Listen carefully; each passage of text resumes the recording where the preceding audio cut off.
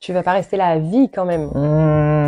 Allez, du nerf. Je suis bien par terre. Laisse, elle est déprimée. Je suis pas déprimée. J'ai juste envie de rester là, par terre. Voilà. Et de faire du rien. Jusqu'à ce que mort s'en suive. Elle est déprimée. Meuf, il faut que tu te bouges le cul là. J'ai pas d'énergie. Non, mais il faut penser à l'avenir un peu là. Bah oui, il est temps de retrouver du boulot là. Eh, vous êtes chiante, sérieux.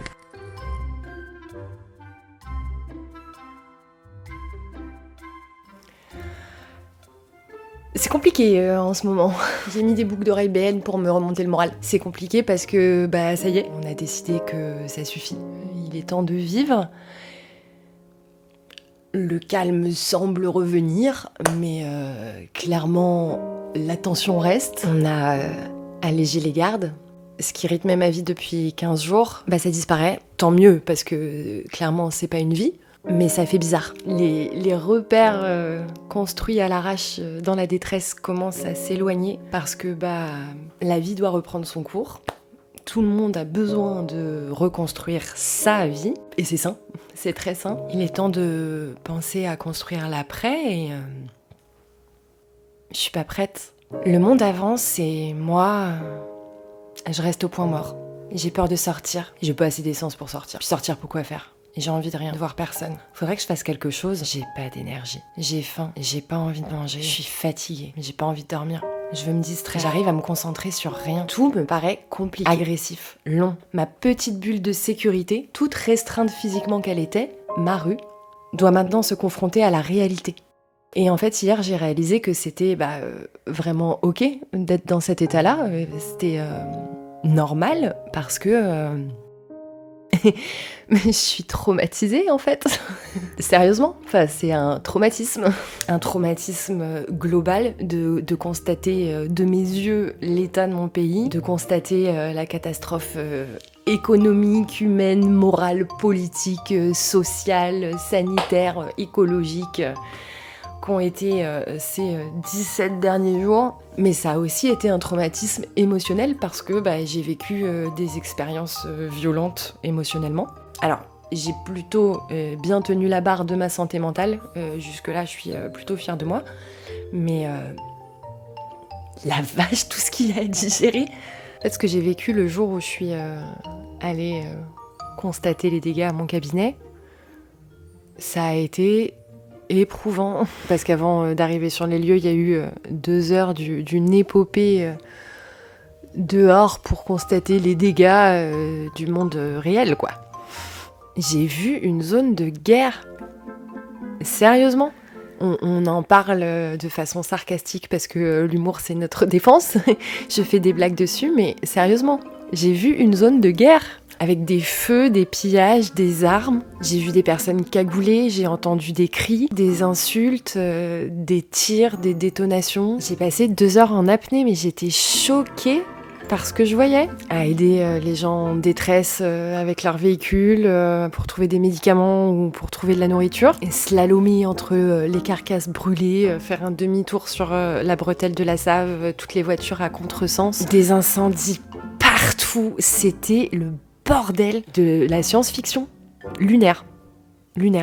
J'ai fini avec un gentil jeune cagoulé à l'arrière de la voiture qui me guidait jusqu'à mon bureau. En dissociation totale, le cerveau qui baigne pendant 2 heures dans les hormones du stress, sachant que la veille, je m'étais déjà pris une bonne dose de cortisol qui avait duré 3 heures. Bien sous pression, la meuf. Bref, je traverse le chaos, j'arrive au cabinet et de sentir la fumée, de voir mon bilboquet par terre dans la pelouse et de monter les marches, de voir les vitres brisées, de franchir la porte et de découvrir en panique, parce que en bas il y avait des coups de barre de fer qui résonnaient, des cris. J'ai vu mes peintures brûlées, les aquarelles que j'avais faites pour décorer le bureau, mes meubles détruits, mon matériel vandalisé. J'ai explosé. Implosé. Imploser ? Exploser, ça va de l'intérieur vers l'extérieur, et exploser... Voilà, c'est ça. Dehors, la haine explosait, et moi, dans mon bureau, j'implosais. En fait, je me suis effondrée automatiquement parce que c'était le point culminant d'une journée usante, d'une montagne de stress, et j'ai débordé. Et ça m'a fait un bien fou de pleurer.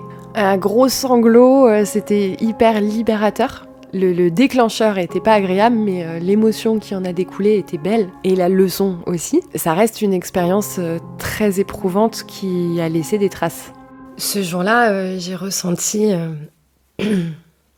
un véritable effondrement intérieur. Je crois qu'il y a quelque chose qui a cédé à l'intérieur de moi. Il y a quelque chose qui est mort ce jour-là. Et c'est pas négatif, parce que quelque part, ça m'a libérée de quelque chose, d'être confrontée à la violence, de la voir dans la rue, de l'entendre juste en dessous, de la sentir dans l'air. Comprendre que, oui, ça existe, les gens qui s'attaquent à l'enfance, que c'est réel de s'attaquer à des cabinets d'orthophonie, des espaces de soins, de culture, à des écoles, à des crèches. Ça a brisé quelque chose. On a touché à mes valeurs, on a touché à l'innocence. Alors moi je suis orthophoniste et éducatrice Montessori depuis 15 jours, youhou. Mais je pense que c'est vrai pour tous les adultes qui travaillent avec des enfants. On investit financièrement, certes, mais on s'investit surtout nous. On met du cœur dans les foyers, dans les cours de récré, dans nos cabinets, dans les centres de soins, dans ces espaces qui sont faits pour aider les enfants. Ces enfants, on les aime, on les soigne, on les aide à grandir. Et c'est, à mes yeux, la plus belle mission qui soit. On construit des cocons riches, joyeux et pleins de vie où on veut que les enfants se sentent bien. Et de voir tout ça réduit en cendres, ce qui s'est imposé en moi au cours de ces 2 heures et puis qui a éclaté d'un coup au sommet des marches, c'est la réalisation soudaine et probablement très naïve, très enfantine, que le mal existe. Alors autant découvrir la vérité sur le Père Noël, je m'en suis remise. Limite, ça m'a arrangé parce que comme ça on peut prendre sa place, parce qu'offrir des cadeaux c'est trop cool. Savoir que le prince charmant n'existait pas, bon, ça a été un peu douloureux, mais c'était nécessaire. En effet, c'est vachement mieux quand on n'y croit plus. Mais alors, le mal existe. J'ai un peu plus de mal à la digérer, celle-là. Je veux dire, je savais intellectuellement que ça existait, la violence. Il n'y a qu'à voir ce qui se passe dans le monde en ce moment même pour constater les tréfonds de noirceur dans lesquels l'humain est capable de sombrer. Mais je crois qu'au fond, vraiment, au fond de moi, il y avait une minuscule voix d'enfant qui refusait d'y croire. Non, mais c'est pas... Mais c'est impossible, on peut pas haïr à ce point, ça n'existe pas. Et là, de me prendre en pleine poire que... Si, non seulement la haine, ça existe, au point de détruire des bâtiments, la nature, l'économie, de briser les vies des gens. Non seulement c'est possible, mais en plus, il y a des moments où tu vas la ressentir toi, la haine. Tellement tu vas être poussée dans tes retranchements. Franchement, la petite Lucille de 8 ans, elle s'est pris un pain dans la gueule. L'adulte comprend intellectuellement et gère. Enfin, j'ai mon contrôle exécutif qui fonctionne, je suis capable de gérer des tâches. Mais l'enfant bloque. Mais comment c'est possible, autant de haine? Je suis traumatisée. Je viens de passer 3 jours à flotter, complètement perdue, à me sentir en décalage avec tout ce monde autour de moi qui recommence à bouger. C'est bien, parce qu'on recommence à rire, à faire la fête, à baisser la pression, et putain, c'est nécessaire. Mais le travail, c'est une épreuve.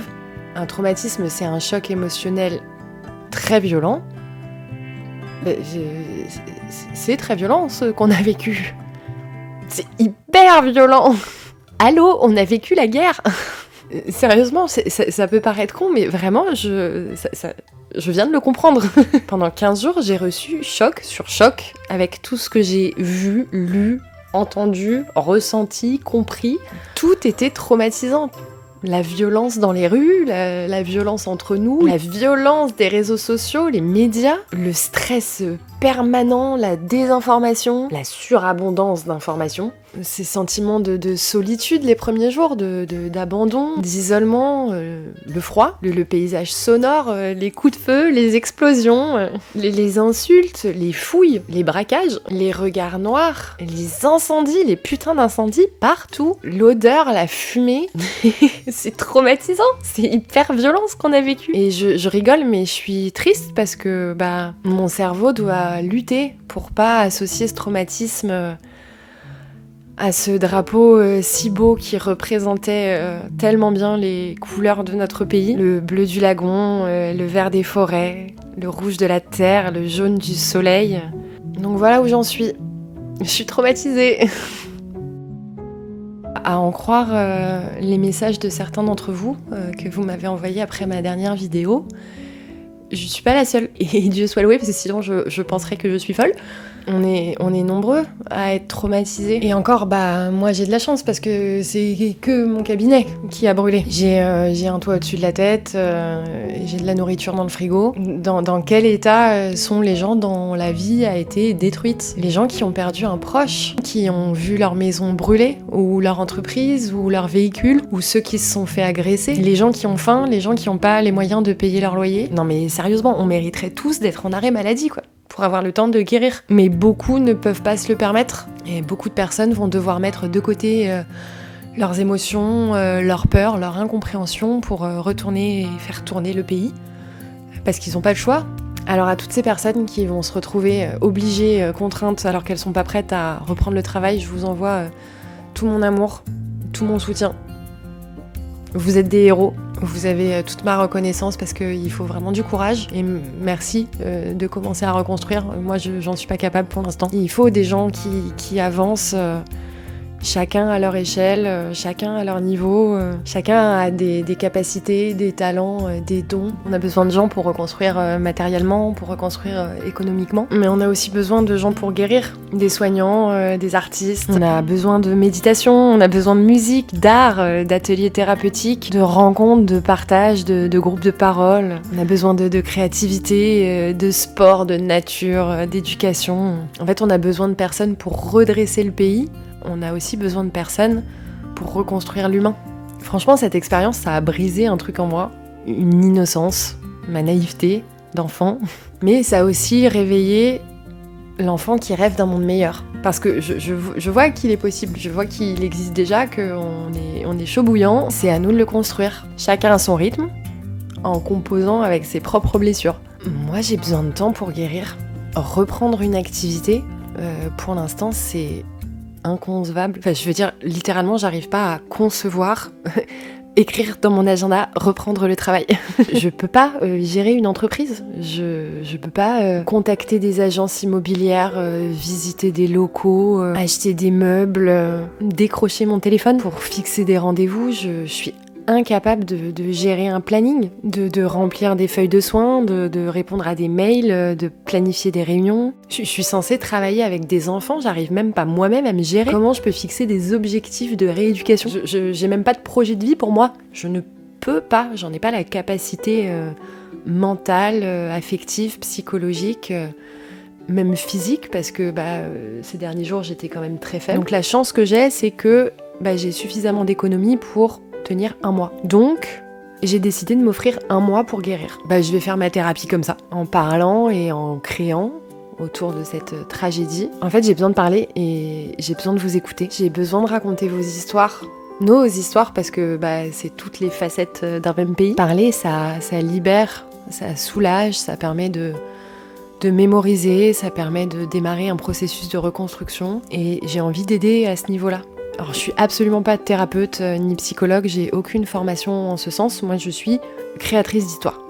Si t'as envie de me raconter la tienne, de me raconter ce qui s'est passé pour toi ces jours-là, comment tu vois l'histoire, je suis là pour écouter, filmer, enregistrer, pour conserver les souvenirs de cette période. En fait, j'ai envie d'utiliser les nuages pour créer du soleil, de mélanger nos voix pour raconter notre histoire. Donc qui que tu sois, peu importe ton âge, ton ethnie, tes orientations politiques, ton quartier, si c'est un projet qui te plaît, que t'as envie de dire quelque chose, que t'as besoin de parler, si t'es prêt à le faire avec respect, et si c'est possible de le faire en toute sécurité, si ça résonne, si ça fait vibrer ton petit cœur, envoie-moi un mail. Je mets mon adresse mail quelque part par là sur l'écran, je sais pas où. Ah oui, et du coup, dans un mois, on n'a plus une thune. Ah oui, donc si quelqu'un a un projet à lui proposer... Ah oui, merde. Voilà. Oui, pardon, bonjour. Du coup, moi je m'appelle Lucille. Je suis passionnée par la joie de vivre, par l'éducation, par les mots. J'adore les mots. Les paroles de Taylor Swift, oui. mon C'est un chat. peu perché aussi. Hein. Oui, un petit peu. Mais on dit aussi heureux les fêlés. C'est ce qu'il laisse, Il laisse passer la lumière. la lumière. J'écris bien, je parle bien, je suis plutôt créative. Quand un projet me plaît, je peux dégager une énergie colossale. Voilà, j'ai un humour un petit peu approximatif, mais sinon, mon rêve de gamine, c'était de sauver le monde. Donc, à défaut, on va essayer d'y mettre un petit peu de lumière et de paillettes. Je sais pas trop si c'est comme ça qu'on fait. C'est la première fois que j'essaye de me vendre, mais ma foi, les temps sont durs, ma bonne dame. S'il y a quelque chose qui pourrait me plaire, quelque chose qui pourrait m'intéresser, contactez-moi, je remets mon adresse mail en dessous et puis mes réseaux si vous voulez voir un petit peu le personnage. Voilà. Bye. Bye. C'est ça qu'on dit. Voilà.